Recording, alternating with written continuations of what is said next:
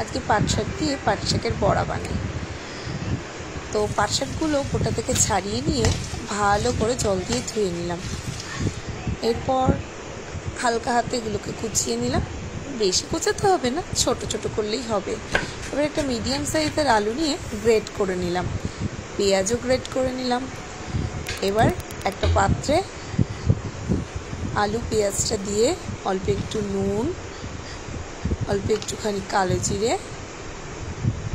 পরিমাণ মতো আর একটুখানি হলুদ দিয়ে, কাঁচা লঙ্কা দিতে ভুলো না যেন। হ্যাঁ, একটু কাঁচা লঙ্কা কুচিও দিয়ে দিও, তাতে টেস্টটা ভালোই লাগবে। এবার যদি ময়দা বা আটা যাই হোক থাকলে, বেসন না থাকলেও চলবে, এটাতে অতটা কোনো ব্যাপার নয়, দিয়ে দেবে। দিয়ে ভালো করে মেখে কিছুক্ষণ রেখে দেবে রেস্টে।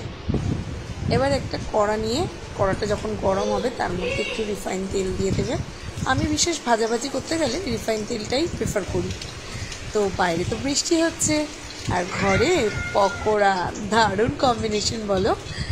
এরপর পকোড়াগুলোকে আমি আস্তে আস্তে ছেড়ে দিলাম। দেখো ভাজতে শুরু হয়ে গেছে। এইভাবে আমি একটা একটা করে 5টা একেবারে দিয়ে দিলাম। তো পকোড়াগুলো ভাজা শুরু হয়ে গেছে। কিছুক্ষণ পর এর পাশ উল্টে দেবে। হ্যাঁ, একটু একটু ভেঙেও গেছে। আমার ছোটজনকে দেখতে হচ্ছে যে। এই যে আমি সমস্ত পকোড়া ভাজা হয়ে যাওয়ার পর তুলে রাখছি পাশে। এবার যে নেক্সট বড়াগুলো আছে ওগুলোও দিয়ে দাও ওর মধ্যে। এই যে আমি ভাজতে দিয়ে আমার আর একজন দুষ্টু মশাই বাইরে খেলছে, তাকে দিলাম টেস্ট করতে। তিনি নাকি আজকে বৃষ্টিতে চান করবে। খেয়ে বলো কেমন হয়েছে। ওর এটা খুবই ভাল লাগে, আপনারাও খেতে পারেন।